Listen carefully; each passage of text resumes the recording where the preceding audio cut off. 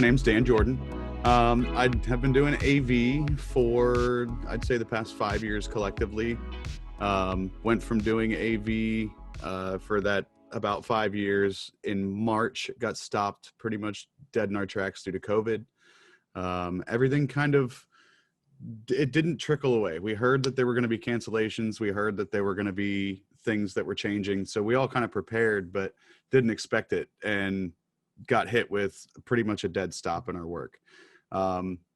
For years before that, I was doing video production. So editing videos, shooting amateur stuff on my own, things like that. Kept me busy, although I worked like a regular day job, 9 to 5 at one point, where I was actually full-time employed doing AV. But I always did video on the side as a hobby, and never really thought I was going to fall into it as my main source of work. But once COVID hit, it came down to learn new skills and try to use the ones I already had. And I ended up actually putting all of my effort into editing video again. And it's actually worked out pretty well for me. I've switched from just kind of amateur stuff on Final Cut Pro to where I've dived into Adobe Premiere.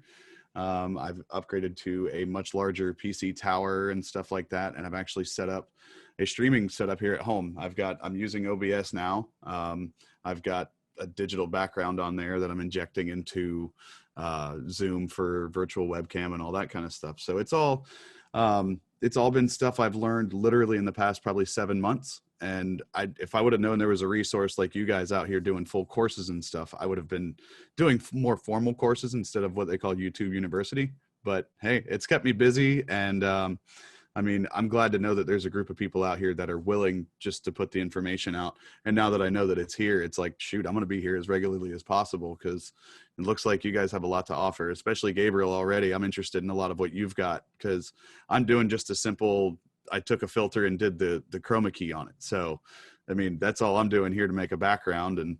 But to be able to do the stuff you've got, I mean, that's my next move. So I'm definitely going to be ready to come into that class on the 29th. So I'm glad to be part of a good group right here. It looks like so far everybody's got a pretty good drive and some good ideas coming out. Thanks, Winnie. Hey, everyone. Thanks for having me here. My name is Kelly Lamano. I'm the owner of Sunshine Photography and Sunshine Media Marketing.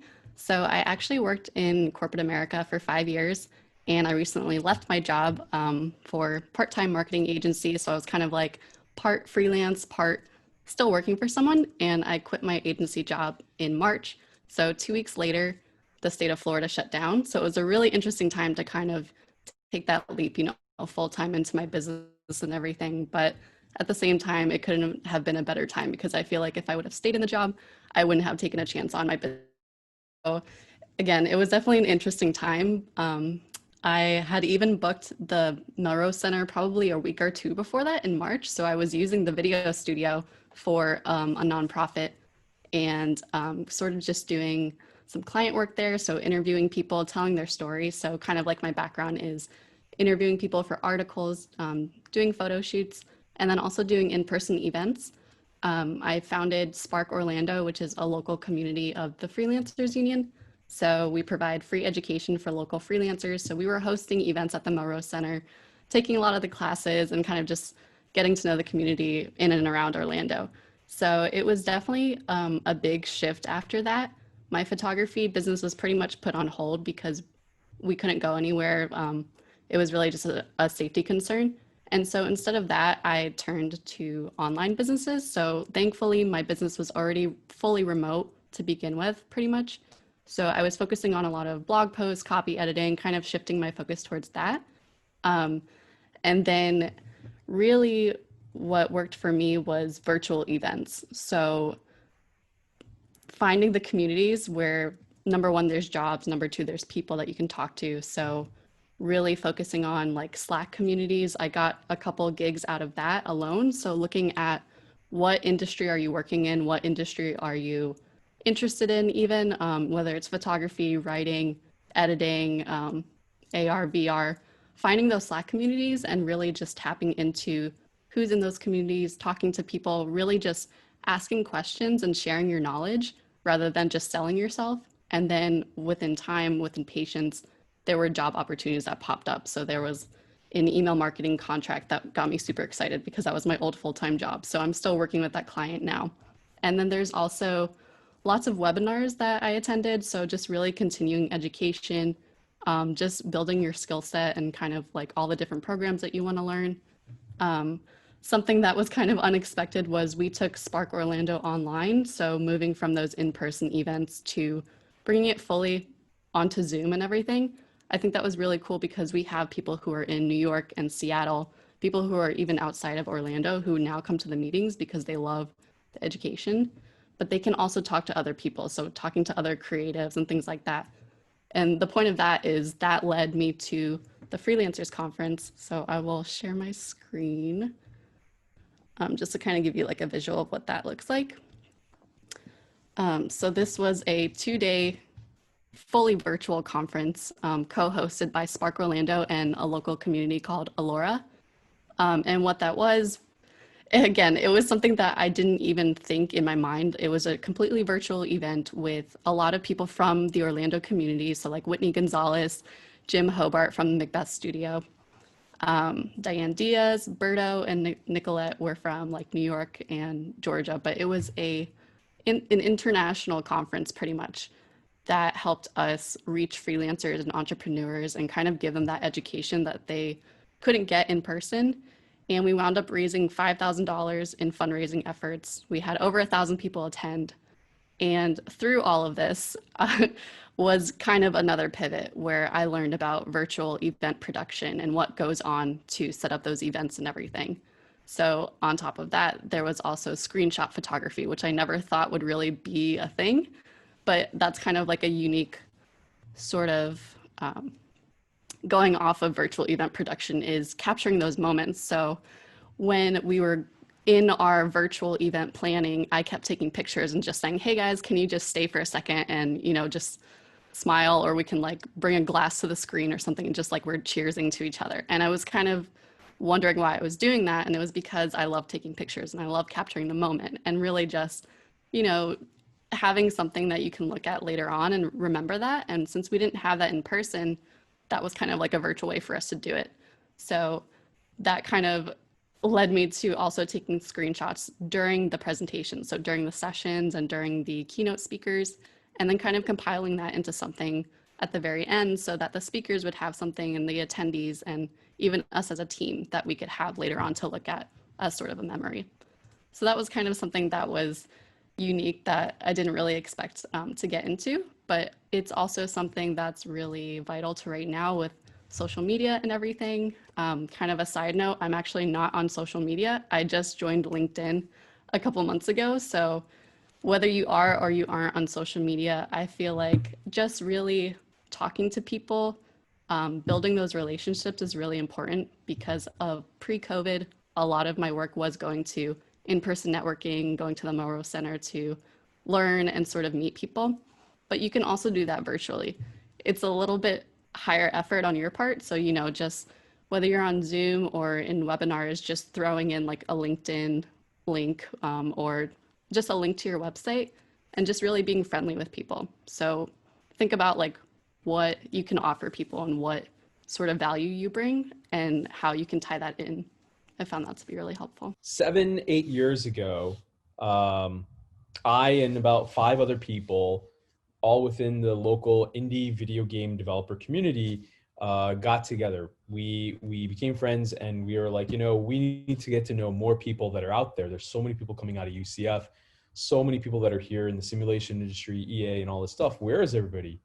And we were all just kind of hiding in our own like garages and nooks and crannies in Orlando, and we didn't know each other, which is why like it's really great you guys have like the creative community here, so we can get to know each other and find these people that we didn't know existed. So we started doing this meetup called Indienomicon, where we just, anybody that's an indie game developer would show up and show off what they've been making. And we started just making a bunch of friends. It started with 20, then 30, then 40, then 50. And we were elbowing each other in the face because we kept on running out of space. And then finally a place called the Melrose Center opened up, And there's all this space, and we were able to move there and have our meetups there, and we just grew, and it became like a really nice home for us. So what we did was we created this organization just to grow the culture and the professional opportunities for these game developers, and then just get them introduced to each other, as well as like, what superpowers do you gain by knowing how to make games, and how they can help other industries too. So we started getting all these game developers together. We started bringing some of the companies that were here locally together. We started reaching out to different industries that we had here in Central Florida. So like the space industry, the health industry, and just saw like, well, how can games help them? And then the people that just love games. And then just started building a culture of things. And you know, pre-COVID, back when we could have a ton of events, we started doing a lot of these things. And part of it was trying to find those intersections where games could make a difference with different communities. And what it did was it created a home for a lot of the game developers that are here. You know, you graduate from college, and then where do you go? And so if you go to some of these events, you meet other people that are artists and programmers and designers, musicians, those kind of things. And some of these things we would host at the Melrose Center or at the Science Center or many other places. But it ended up being almost like a season, like a sports, you know, like the NFL or NBA has a season. It's almost like Indynomicon ended up having a season. And during all this time, we were having meetups and we were having game jams and things like this. I started realizing, hey, everybody's got to make money. What does people do? What are people doing for money? So you're making games and things like that, but eventually, you know, we started noticing that gaming tech was showing up in other things. And Jeff Bezos mentioned that, like, hey, you know, games are what drove all the things that I'm actually doing at Amazon. People don't realize this, but like, you know, we're using GPUs for computer vision and AI and machine learning. If we didn't have games, we wouldn't be doing this stuff. I won't play the video of this, but we also ended up creating a game jam called Mega Health Jam. So medical plus gaming. And that was our way to start working with folks in Lake Nona, doctors, nurses, physicians, and we started using game developers to prototype solutions for the healthcare industry. A cool example of that was people that had to do occupational therapy and they had hand injuries. The doctors would hand them some exercises to do with a sheet of paper, like do these 6 exercises, and nobody did them. 6 weeks later, they're like, oh, doc, I'm still hurting. So the game developers made a game where they used a sensor to you know, generate 3D hands in a game. So whatever you did in real life, it did it in the game. So you had to cast magical spells to destroy monsters coming at you.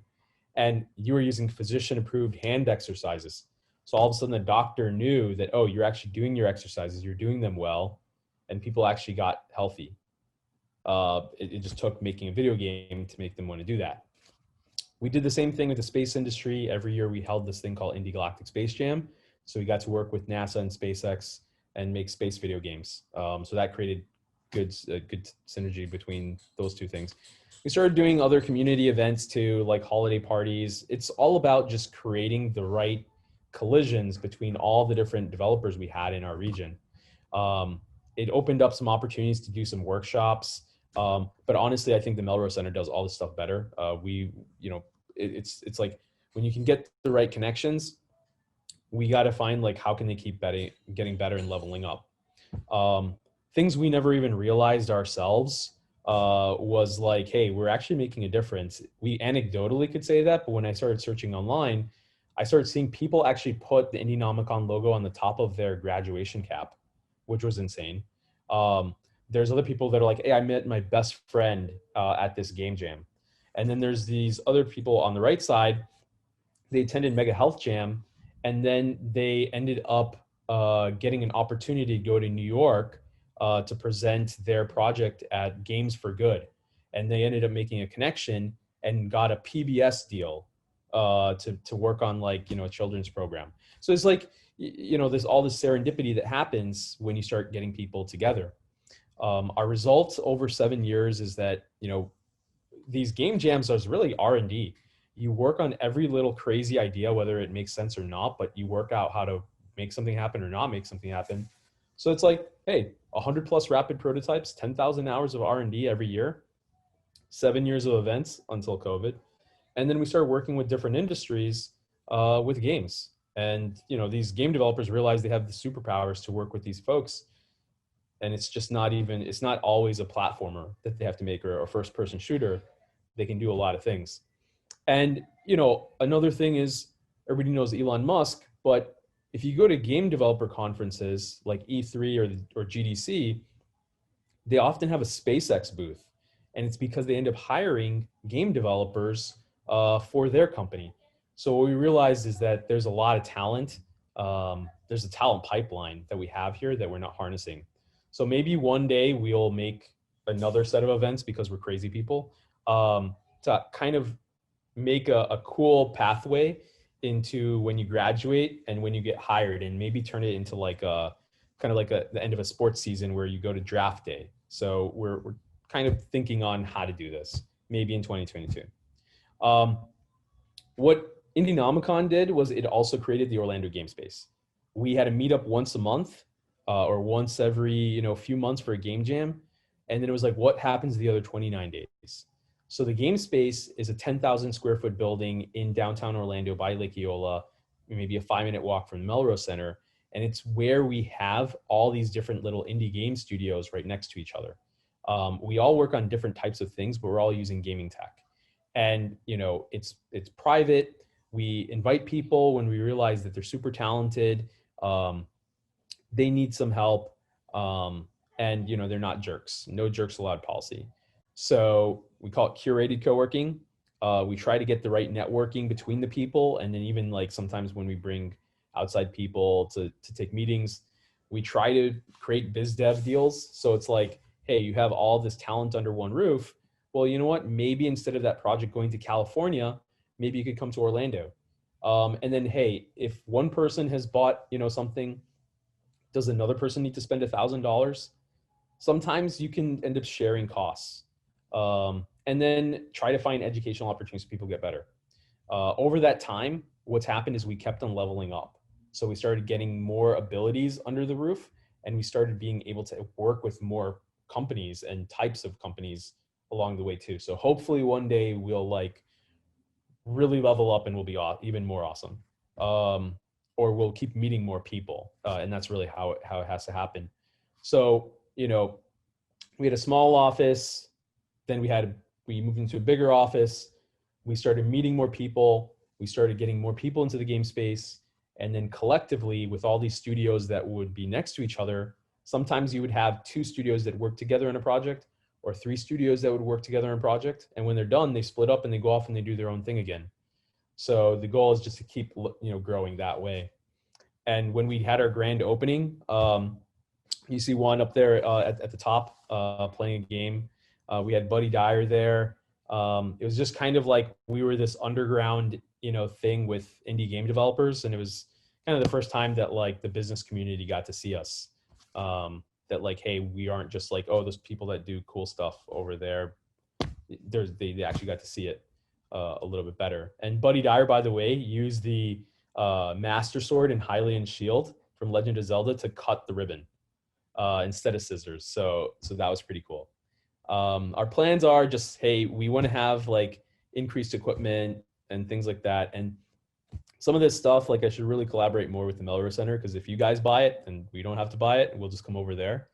And then just like curate more people, more awesome people to come to the game space and work with us, because I don't need to be an expert in AI. If somebody else is an expert in AI, I can just walk over 20 feet and talk to them. And then try to get more business to come into Orlando so people get paid, create more connections with other regions too.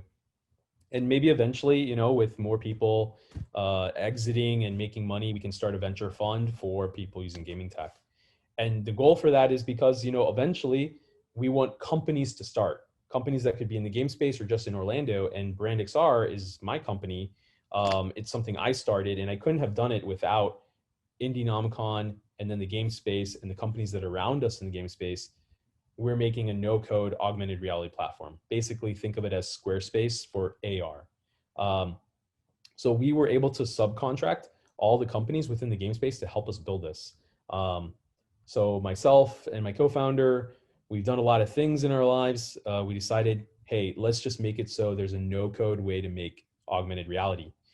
Now, this is where things are headed. This is where the game industry is headed. People that are working in games, digital media, simulation, augmented reality, virtual reality, these kind of things are all kind of coming together. It's a real mess right now, but moving into the next few years, you really need to know about Unity and Unreal and gaming engines and real-time graphics, because this is the way people will sell, train, educate, market, all of it. You don't want to have 25 tabs open in your browser because you're cross-referencing a billion things trying to make your buying decision. Instead, if you have it in 3D on your coffee table, you're probably going to do it. So along the way, we've been building the company. We're a startup, so like we have to win $25,000 checks here and there to kind of like keep the lights on and then build this platform. But we have gotten, good recognition. The mural on the game space is an augmented reality mural, and we won a Telly Award.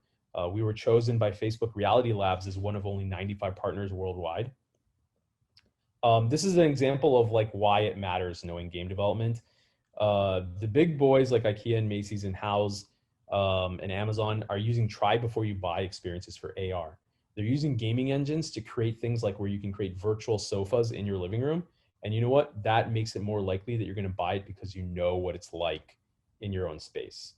And everybody's cell phone today is an AR device. So this is what's kind of coming out of it. So we've basically created Squarespace for AR. We said, hey, if it's really tough to make, games and do things. So if you could do this through templates in 7 days instead of 100 days, then that's our premise. Right now, just so you guys know, we're signing up customers and things like that, enterprise customers, $1,000 a month. So you can basically do create, publish, measure, and make things easy for them. These are a couple examples, and I'm almost done. We work with NASA to make some VR experiences. So the Kennedy Space Center Visitor Complex has 3 VR and now AR experiences that you could try out. Wayne State University, consider them as Detroit's UCF. They used this platform to make some 3D chemistry related apps. Snap Gallery here in Orlando, they created something called City Unseen, where there's AR experiences all throughout the city of Orlando. So you actually drive to different locations, open up your phone, and you can see a mural or a statue or some AR experience in an open field or wherever. Here are some examples. Some customers used our stuff to make virtual finish lines because they couldn't have a real world 5K. City Unseen has these art experiences throughout Orlando, like in Mills 50 or Winter Park or downtown or wherever. And you can just go there and you can experience AR by downloading their app. Wayne State used this to show chemistry and protein compounds in 3D instead of looking at a flat image in a book. This company called RJG is using this to showcase what they can make in plastic manufacturing instead of a flat 2D paper now. Our stuff, we're just building out this app. We're trying to build out learning content and things like that. And just to show that there's a lot of things happening out there in the world with Apple, Facebook, Unity, Google. Pay attention to augmented and virtual reality and game development tools. This is where a lot of things are converging. And a lot of this stuff, a lot of these building blocks are all here in Orlando. So I think it's within all of our power here that's here in the creative community to kind of put this to use. And we don't have to see all this stuff happening in San Francisco. We could have it happen right here in Orlando. And then if you guys want to try this out, you could just actually pull out your phone and scan this QR code and then actually experience some AR really easily on your phone. So on your iOS or Android device, if you scan this QR code, you'll get to a landing page, press play, and then hit show in AR. And then you'll see something in 3D that you can place down on your coffee table. And we also need beta testers. So if you guys are interested in that, just visit BrandXR, brandxr.io. And at the very top, you'll see a button where you can apply for beta access. And That's it. Hi, everybody. I'm Joe Walsh. I'm the artistic director of the Garden Theater. You know, our creative and arts community is so rich and so deep, and these sort of meetups and chats and conversations with each other about new ways of thinking are so important. And I'm so happy to hear what you're doing and to talk about what we're doing and answer any questions if you would like about sort of how the garden has adapted for this time. I think the one thing that I find sort of solace in right now is that everybody has been finding their comfort in our industries.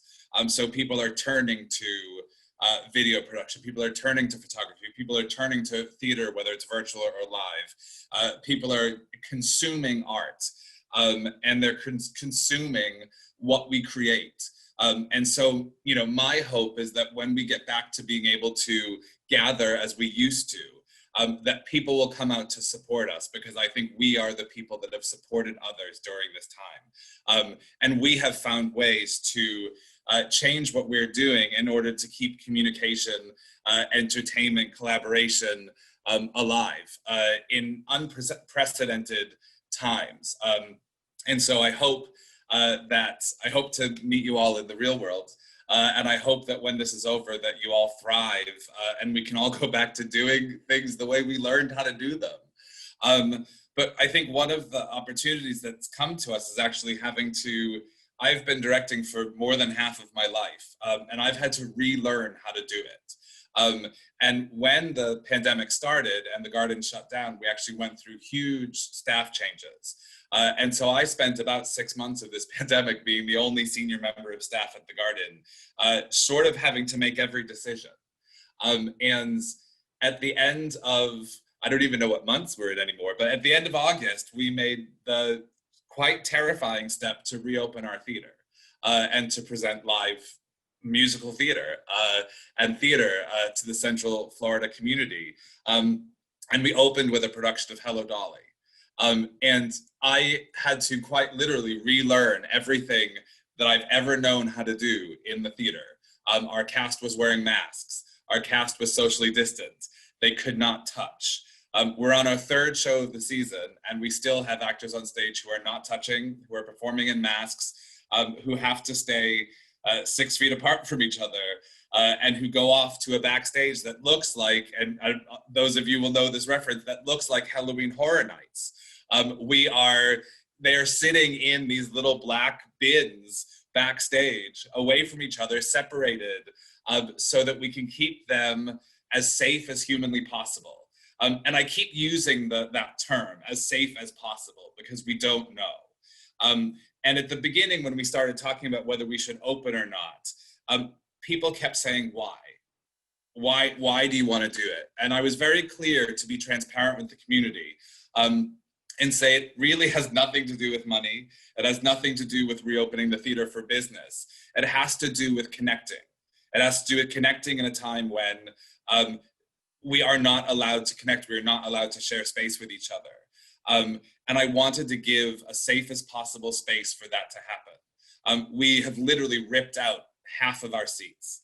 So if you come into the theater, there are spaces. You can't just decide I'm going to move because there's an open seat, because there's no butt in the seat for you to sit there. So when I say we're at 50% capacity, we are literally at 50% capacity, and which is 150 seats, which we've never sold.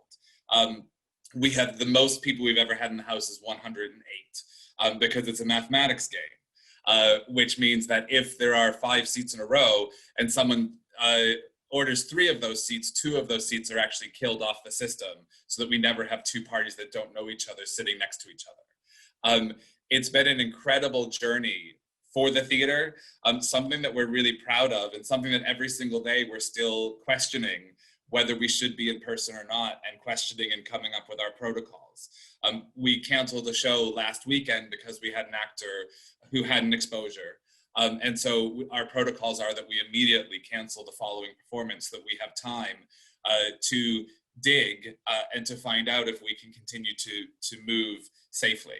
And we found out that we could, and so we opened up again. But it's been a really interesting and scary and inspirational time. And to be able to share a room with actors, and to be able to to share what we do with an audience. We've had sort of audience members walk out.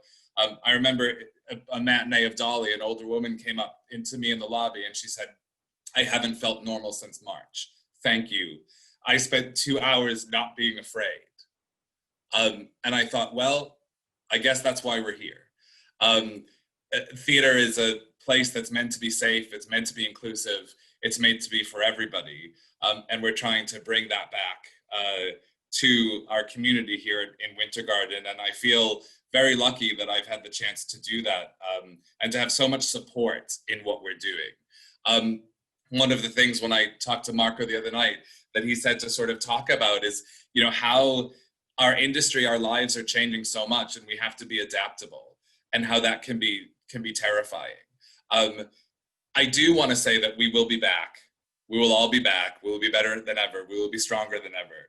But for now, we do have to adapt. And the Garden has been doing things we're calling the Ghostlight series, and Marco's been a part of that.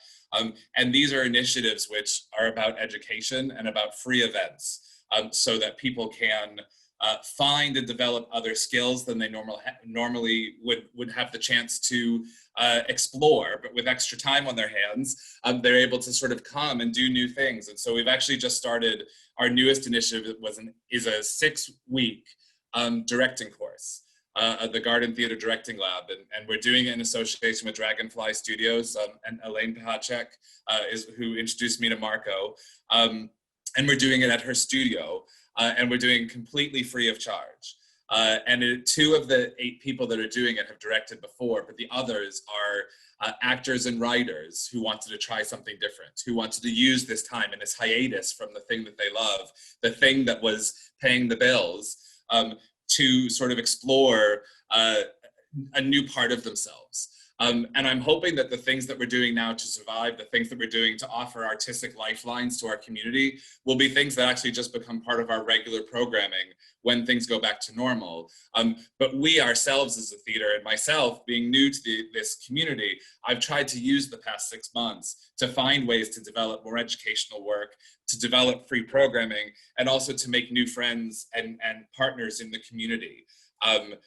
The Garden Theater, along with St. Luke's, along with Orlando Rep and many other theaters and arts leaders have come together to create the Greater Orlando Performing Arts Relief.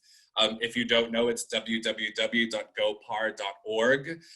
And it is a group of us that came together to try to offer support, both financially and emotionally, to members of the theater community who find themselves out of work and struggling with both mental and physical and financial difficulties during this time. And that's something that we never would have been able to come together to create and do if the world hadn't kind of made us stop and look around ourselves and be grateful for what we have and find that we really had a calling to give more to the community around us. So visit gopar.org if you can and have a look at what we're doing and what services that we're offering, all free of charge to members of our community. I just want to quickly end with just something about rethinking how we do what we do. Again, I thought that I knew how to do what I do. I thought I knew how to direct a show, and then someone said, "No, every tool that you have as a director is gone. You are not allowed to do those things anymore." And Hello Dolly is based on The Matchmaker by Thornton Wilder, and in the show, no actors touched. 99% of the times they were wearing masks. And I had to work with the choreographer and we came up with this whole idea of ribbons and telling the story through Dolly Levi, quite literally tying couples together and matchmaking by giving them ribbons to hold on to each other and to weave themselves into falling in love in this new way and a new language for our audience. And something that Thornton Wilder himself, who wrote the original play, wrote about playwriting, was actually the final thing that made me realize that it was possible for the Garden to reopen and it was possible for us to do Hello Dolly. So if you'll indulge me for a minute and a half, from Thornton Wilder's writings on playwriting, he says 4 things about playwriting. The theater is an art which reposes upon the work of many collaborators. Number 2, it is addressed to the group-minded. Number 3, it is based upon a pretense, and its very nature calls out a multiplication of pretenses. And number 4, its action takes place in a perpetual present time. We needed to call upon our actors and our audience to share a pretense, to believe the way we were telling the story, and believe that we were creating a safe space for everyone to be in. And we all had to go on that journey together. And the show had to take place in a perpetual present time. Our version of Hello Dolly that we presented could only have been presented and only have made sense in 2020. The masks, the ribbons, there was a moment, the story is about a woman coming back to life, and there was a moment when Dolly took off her mask and sang Before the Parade Passes By, and you could hear people gasp because it was the first time we saw someone's mouth. And the courage to do all of that came from what Thornton Wilder himself wrote about theater. It lives by conventions. A convention is an agreed upon falsehood, a permitted lie. Illustration. Consider at the first performance of the Medea, the passage where Medea meditates the murder of her children. An anecdote from antiquity tells us that the audience was so moved by this passage that considerable disturbance took place. The following conventions were involved. 1, Medea was played by a man. 2, he wore a large mask on his face. In the lip of the mask was an acoustical device for projecting the voice. On his feet, he wore shoes with soles and heels half a foot high. 3, his costume was so designed that it conveyed to the audience by convention a woman of royal birth. 4, the passage was in metric speech. All poetry is an agreed upon falsehood in regard to speech. 5, the lines were sung in a kind of recitative. All opera involves this permitted lie in regard to speech. Modern taste would say that the passage would convey much greater pathos if a woman like Medea had delivered it with an uncovered face that exhibited all the emotions she was undergoing. For the Greeks, however, there was no pretense that Medea was on stage. The mask, the costume, the mode of declamation were a series of signs which the spectator interpreted and reassembled in his own mind. Medea was being recreated within the imagination of each of the spectators. The history of the theater shows us that in its greatest ages, the stage employed the greatest number of conventions. I think for all of us in the arts, these agreed upon lies are the things that are keeping us able to do what we do. And reading that passage when I was deciding whether we could do Hello Dolly or not, I thought, my goodness, Dolly can stand on stage with a mask on. We can believe that people can't touch, and we can do theater again and tell a story to our audience about a woman coming back to life as we were hopefully inviting them back to the Garden Theater to come back to life with us in a theatrical way. And so that is what we've been up to since the beginning of the pandemic, and we are continuing as long as we are allowed to create theater as safely as humanly possible. But I know for the few of us that do music pretty much full time, let it be like engineering or mixing or basically just trying to produce your own stuff to post on social media or to get a following of some kind. The pandemic has definitely been something that has hit us in a different way. In some ways, it has pretty much kind of solidified some things in terms of releasing music and then having content out on the internet, simply because as an act, as a performer, or as anybody that basically works in the audio engineering world or anything like that, you basically have to showcase your music. You have to showcase your talent, and you have to showcase what you do in order to not limit yourself to only getting clients that are around you. Or if you're a band, to try and get some more exposure for other people to be able to see you. So during the pandemic, a big thing is, if you're somebody who releases music, or if you're somebody who owns a studio or does anything like that professionally, I definitely recommend you implementing some kind of strategy for social media to get you the results that you need. So if you don't have a lot of followers, to try and do something to get you a little bit more followers, more engagement, and a little bit more people looking at your things. So that way you can potentially make more sales, sell more merchandise, sell your course, sell, your pictures or whatever it is that you're trying to do. Implementing a good strategy is definitely a good, important thing that you want to make sure you have in your toolbox. Also, as a creative person, you definitely want to make sure that you're always releasing music, that you're always releasing new things, and that you always have a plan on how to release things. If you're not releasing things in a way that gets people hyped up, even during these times, implementing everything at your disposal, like photography, social media, meetups, virtual meetups, and just being able to take some kind of clips from before the pandemic and being able to use them a few different ways to be able to have some content out there. Maybe you can create some compilation video of yourselves doing something or getting something done, and then breaking that down into smaller videos that you can then post into social media or something. I know some people have been getting really creative recently in terms of coming up with things to cope from the pandemic, not being able to work in the audio industry if you work recording clients themselves. But if you're doing the mixing thing, then pretty much everything is online for the most part. But just monetizing everything, like for example, you can monetize patches. You can create patches for Logic or for different softwares and sell those. I've seen people make their own impulse responses and sell those, sell their tunings.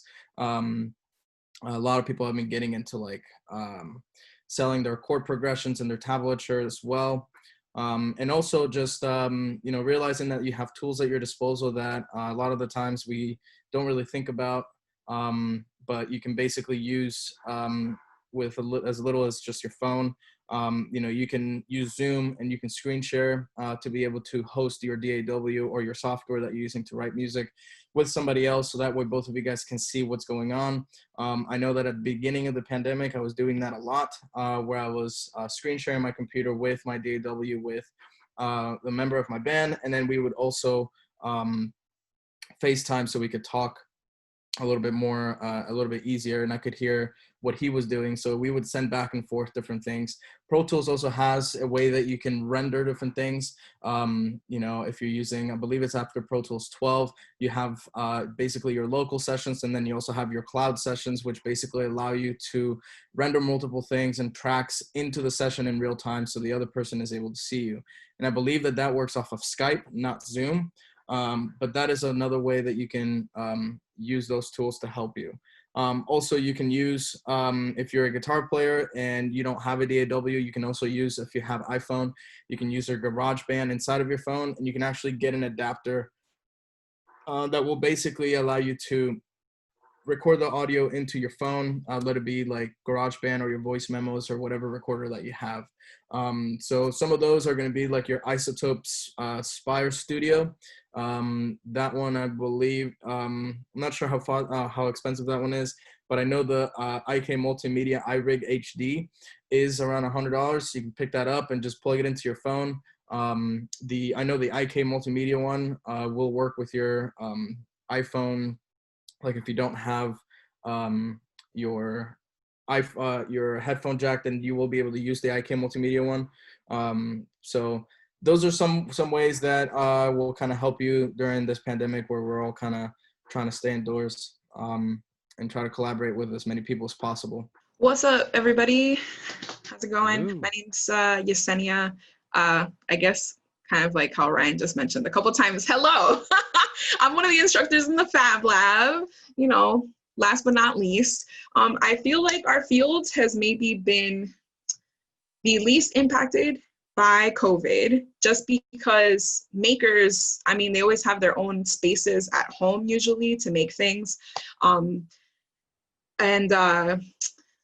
I think maybe the only thing that really changes is like the way that they used to sell stuff, because a lot of times makers depend on, since they're not like going to big box stores to sell things, usually they depended on things like a farmer's market or maker fair to be able to sell items. And I think maybe that has shifted a little bit, though, you have to get a little bit more creative on social media because, right, everybody's online now. So you have to find a way to distinguish your own stuff to get people's attentions to sell online.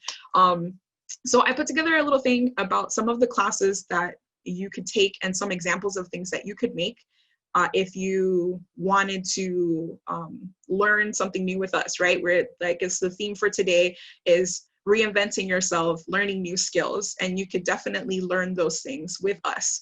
I'm gonna share my screen. There we go. So it's looking a little JPEG, but y'all just ignore that. That's the Fab Lab, what it looks like when we had people coming through. So, you know, if you wanted to start a side hustle, come visit, you know, Fab Lab classes. And I say come visit, I mean virtually. So don't come to the Melrose Center because we will not be there.